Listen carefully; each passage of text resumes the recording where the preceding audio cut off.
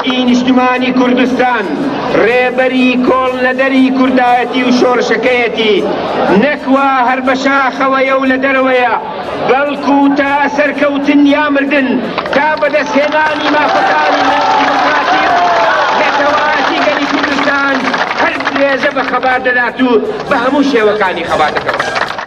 هەرەسێنانی شۆڕشی ئەیلول لە ئازاری ساڵی 1975 هاوڵاتیانی کوردستانی تووشی ناومێدیشی زۆر کردبوو. حکوومەتی عراقیشی دڵخۆش کردبوو کە جارێکی دیکە شۆڕشی کورد سەر هەڵناداتەوە.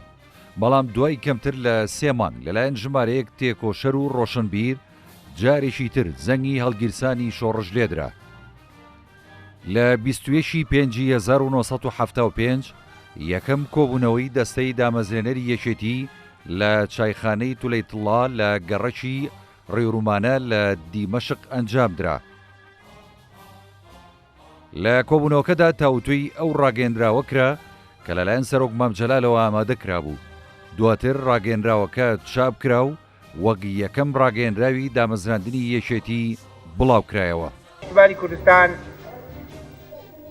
لەلایەن چەند ڕەوشنبیرێکی کوردەوە بیر و ڕایەکەی گەڵاڵە کرا و لە مایسی 1975دا لە شام کۆبوونەوەیەک کرا بۆ دانانی ڕێکخراوێکی سیاسی تازە لە کوردستاندا. ئەو وەختە بەو پەلەپەلە بەدیهێنانی حیزبێک لە توانادا نەبوو.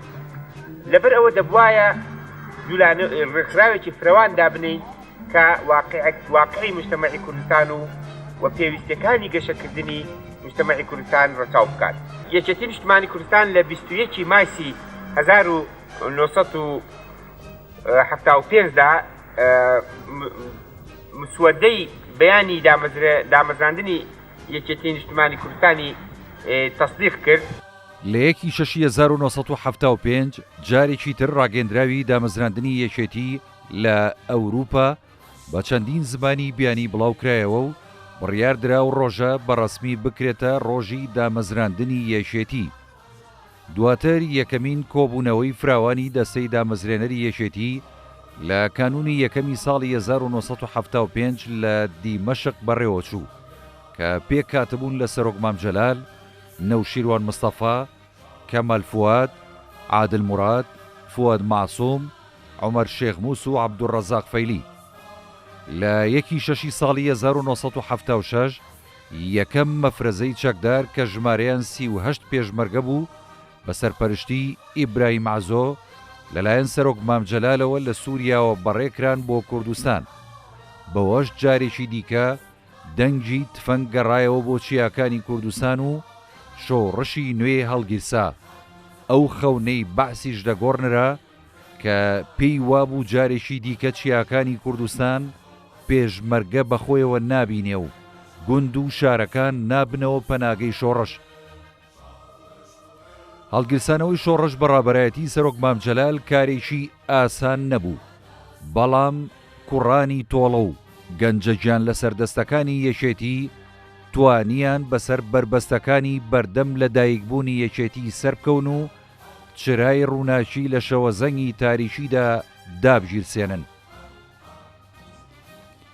یەکێتی لە سەرەتای دامەزراندنیەوە وەک نیمچە بەرەیەک بوو و لە کۆمەڵەی ڕەنجدەرانی کوردستان هێڵی گشتی بزوتنەوەی سۆسیالیستی کوردستان پێکاتە بوو.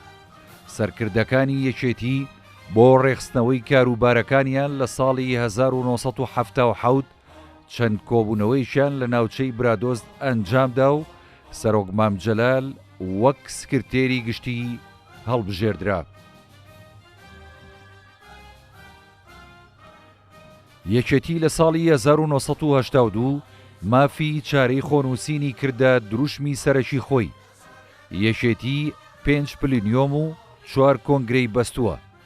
یەکێتی لە ساڵی 1991 نەخشەی ڕاپەڕینی جێبەجێ کرد و خاچی کوردستان لە ڕژێمی بەعس پاکرایەوە. بە هاوبەشی لایەنە سیاسیەکان لە ساڵی 1992 یەکەم هەڵبژاردننی پەرلەمانی کوردستانی ڕێخست. لە ساڵی 2003 لە دوای ڕووخاندنی ڕژێمی باعز یەکێتی بەشداری دووبارە بنیادنانەوەی حکومڕانی لە عێراق کرد.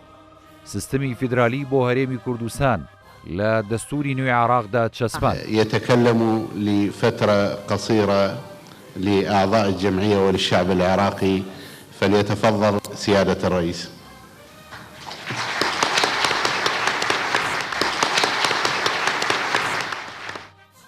یەکێتی خاوەنی سەنگ و قورسایی خۆیەتی لەسەر ئاستی کوردستان و عێراق و ناوچەکە تێڕوانینی تایبەت بەخۆی هەیە و هەر لە سەرەتاوە باوەڕی بەفرەیی بووە، هەرەوە ژوای کردووە ئەو حیزبە ببێتە کۆڵەکەی دیموکراسی لە هەرێم. دەستپێکردنی شۆڕشی نوێی گەلی کورد بەڕابەرایەتی یەکێتی لە ماوەی خەباتی سیاسی و چەکداری ڕوبەڕووی چەندین هەوراز و نشێو بۆتەوە، بەڵام یەکێتی هەرەسی بە هەرەس هێناوە و بەردەوام لە نوێبوونەوەدا خۆی بینیوەتەوە. دیداری یەکێتیش قۆناغێکی دیکەی نوێکردنەوەی ئۆرگانەکانی حیزب و دووبارە داڕشنەوەی سیاسەت و دیدگای یەکێتی بوو بۆ کۆی پرسەکان.